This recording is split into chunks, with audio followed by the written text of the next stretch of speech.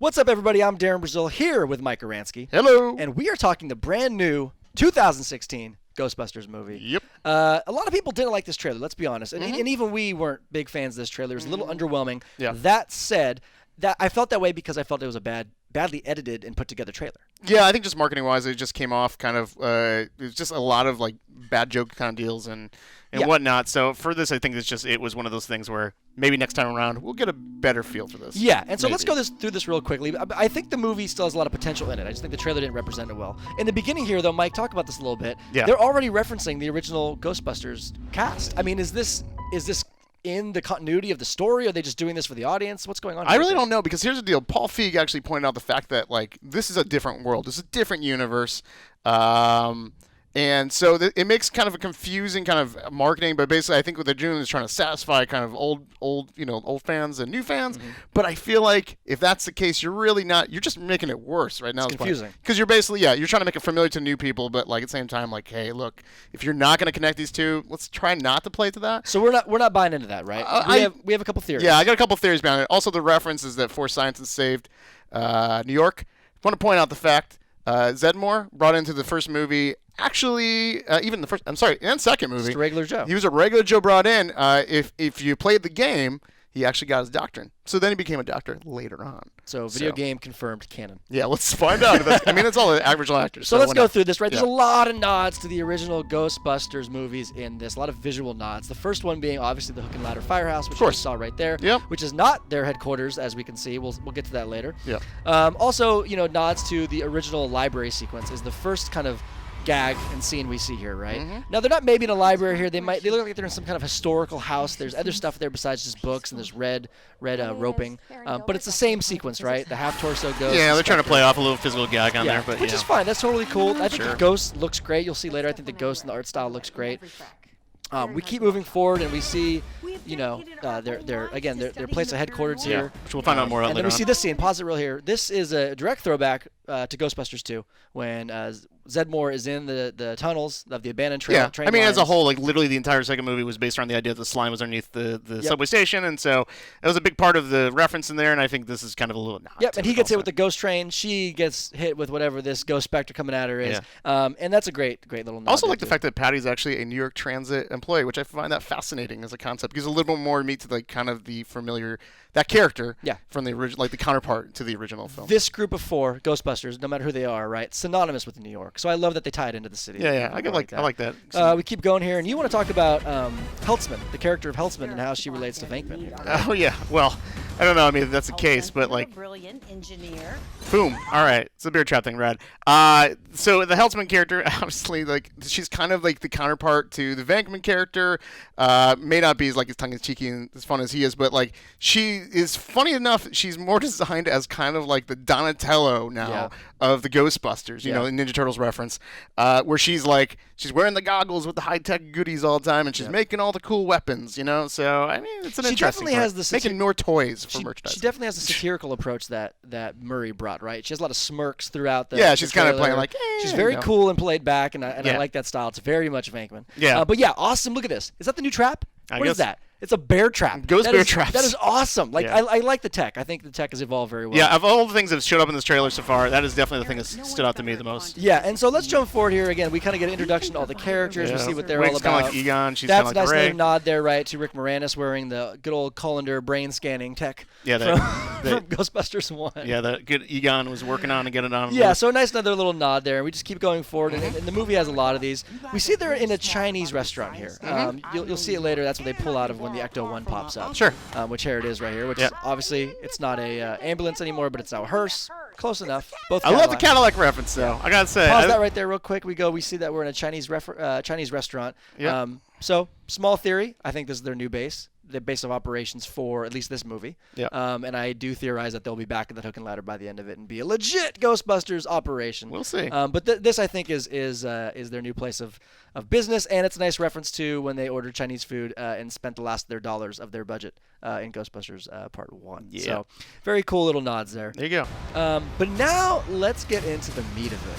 Right, which is the theories behind this movie and what it might be all about. And there's one shot here in Times Square coming up. sorry, we have to stop actually before we get into that. Come on, Slimer. Yeah. Slimer is in here for a good half second, but it's an awesome half second, and he looks great. Yeah, he's awesome. Right? Slimer looks awesome. Like, he looks like exactly the way he should be. They didn't change his form or shape. Yeah, I think it looks better than the one in the second Ghostbusters, to be honest. Tongue's hanging out. I'm excited to see how he plays the role, whether he's a friend of the Ghostbusters, whether they're fighting against him. We've seen him kind of in both those situations. Either way, I'm great to see Slimer's in here. Yep. But this shot here, so let's go back a couple frames real quick. They are in Times Square, walking into a Times Square filled with ghosts. Looks like a zombie Walking Dead episode. Yep. And you see Times Square looks normal. Now go frame by frame through this. Okay, well, let's put on also Twinkies. Twinkies. Gotta acknowledge the Twinkies. There we Ghostbusters go. love their Twinkies. Frame by frame, watch the background. Watch it dissolve down. Boom. All that ectoplasma, whatever the ghosts are spraying out there, right? Yeah. All that wipes away Times Square and puts us back into a Times Square that's set somewhere, don't know exactly, but in the late 60s, early to mid 70s. I'm going to say it's like a mid, because it's definitely an early 70s-ish thing. If you look at the images around the Times Square, it's fascinating. Like, we're looking at the Taxi Driver poster over to the left. Yep, Taxi Driver 1976. Yeah. Tommy 1975. Yeah. Snake People, Boris Karloff 1968. Yeah, so that's the weird connection So, there. so it's a little loose, right? Yeah. It's a little loose, but I'm thinking it's more 70s just based off the amount of neon, like the style of what Times Square looks like. In the background, you see the Sony advertisement with the Canadian Club and Coca-Cola. Like, that's what Times Square looked like in the 70s. So, is there time travel? Like, what's going on? Like, I don't know. Times Square. It's Times Square, Slime Square, right? No, it's. I don't know if there's time travel going on here. I theorize that there might be. Then again, it could just be some type of hallucination that ghosts do to maybe show them the time period when the ghosts were alive. Maybe like I can't tell if the ghosts change to normal people as well. Like if you go back and forth, I can't tell if that change happens also. Yeah. But something's happening here with either time travel or interdimensional travel, which is something really interesting because that's always been something that Aykroyd wrote into the scripts for Ghostbusters the early ones, originally, right? Yeah. And even for Part 3, early scripts that kind of leaked talked about traveling to hell or interdimensional travel, and he's always wanted to do that. It's always been scaled back based off either the movie not getting made or budget cuts or whatever it is. Right. So it's interesting to see if that maybe has made it into this movie and what that means. Also, what that means for possible cameos. Right, so that's the interesting thing. Like, this is one of those things with the Paul Feig thing. I don't know if it was designed to be a way to throw off the audience and not think, oh, it's definitely not connected to the world or whatever. But this feels very much like that kind of Star Trek rebooty thing going on, which is like, hey, we use time travel to make an excuse to somehow get a connector to this old world or whatnot. And if you remember, early Star Trek promotion didn't even connect that stuff, and all of a sudden later on, you're like, oh man, Spock's in here. You're like, that's crazy. So this makes me wonder if that's the case. Now, the other thing that's interesting about it, too, is if you step back in a line that's actually here. They talk about who's letting the ghosts out, right? Yep. Creating a device that amplifies paranormal activity. So someone's creating a device Yes. that's amplifying paranormal activity. That's the line. So there's someone. Not something. Yep. Someone, and is creating a device that knows about ghosts and paranormal Correct. activity, right? So Yeah. that could be one of the old Ghostbusters. That's where I feel like. I mean, we know right now in the cameo log right now is we're looking at Bill Murray, Dan Aykroyd, Ernie Hudson, Sigourney Weaver are the cast members so far that are cameo going to be coming back. So, I mean, to me, I would think that you don't have them to show up as the Stan Lee cameos. We're just like, hey there, everybody. Like you kind of be like, oh man, they are going to be playing their characters from the original films. Yeah. So it's interesting to me, and also the fact is that Hook and Ladder, if you were in the real world situation, if this was all one universe, Hook and Ladder still has, or that containment unit somewhere, where the containment unit from the last couple films we know have ghosts in them. Yeah. So why would we not be? Why would that not be a connector here in this situation? Yeah. So. And a great thing we talked about behind the scenes, right, is that Bill Murray, he's obviously the key cameo here, right? Sigourney Weaver's big too, but Bill Murray's the big one. And he notoriously did not want to come back to the franchise, right, as Peter Venkman. Correct. In fact, they even said, like, if I'm coming back, like, you need to make me a ghost. Yep. That was something that floated around there for a while. Floated, you like that? But no, in this case, like, another twist on his character is, okay, you can come back, but you're going to be our bad guy now. You're going to be old man Venkman, who's crazy and loony and like sending ghosts out to everywhere. So maybe not necessarily bad, but definitely the cause of the issue that the Ghostbusters are there's fighting. something. I mean, there might be some kind of byline story that's happening there, but I think it's interesting that there could be something. How that could weave with time travel, interdimensional travel, it may or may not. Who knows? But so that's a really interesting thing. I think that's actually the biggest kind of Easter egg in this entire trailer is that one scene right Yeah, there. yeah, totally. Right? But Also yeah, in that line, we yeah. move forward. We see just more action going on here. This is just the coolness of Ghostbusters. Let's go Yeah. back real quick and pause it on Kristen Wiig at first. So the difference here between the old Ghostbusters movies, Mike, you brought this up to me earlier, is that they're definitely characterizing each one of these personalities more uniquely now, right? Yeah. Whereas the original Ghostbusters, they all wore the same color suits, they all had the same weapons for the most part. That changed as they moved into the real Ghostbusters cartoon. They had different color outfits. Yeah, In this one, though, they're taking that Ninja Turtle approach, like you mentioned earlier, right? Yep. Which is they all have kind of different weapons. This is their new weapon Kristen pack. Wiig has some kind of There's pistol. all these toys that can be selling All now. these toys. Oh boy. Kristen Wiig has some kind of cool little, like very powerful, like pistol, like a 6-shooter. You see here that Kate McKinnon has these dual pistols, right? Yep. That she licks, and it's very Venkman. Like this, that's something Yeah. Venkman would do. And then Melissa McCarthy is straight punching ghosts. Boom. Look at that.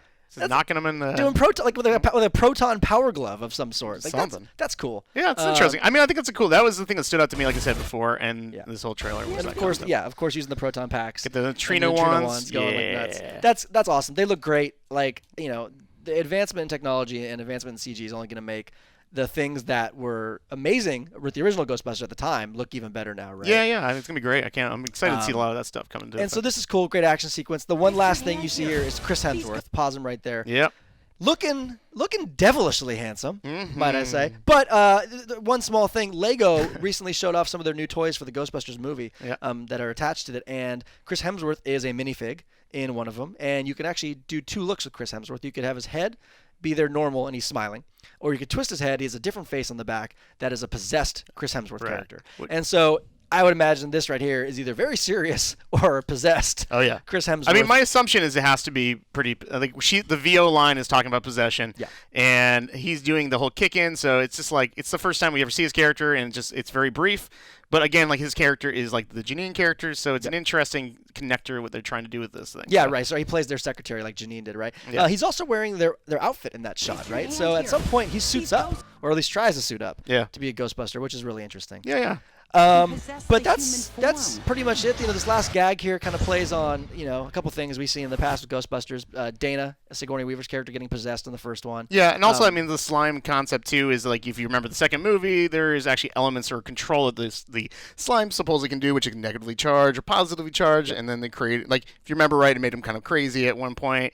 So all you need to do is get a toaster and just play "Your Love Keeps Lifting Me Higher." Oh, Yeah. man, I'm so sorry you have to listen to that. Sorry, buddy. But anyway, so that's the scene here at the end. A lot of slapstick comedy, which is a Yeah. little different for Ghostbusters. Usually they took more of a satirical approach. So it'll be interesting to see how this all plays out. Again, wasn't big on the trailer. Still hopeful for the movie, though. I feel like it was just a bad trailer. It just didn't represent the movie. Oh, yeah. As good as it should have. But anyways, that's Ghostbusters. It comes out 2016. Go see it. We're going to go see it. It should be fun. Yeah. Again, I'm Darren Brazil. This is Mike Oransky. Hey. And for all your Ghostbusters needs, keep it locked right here, IGN.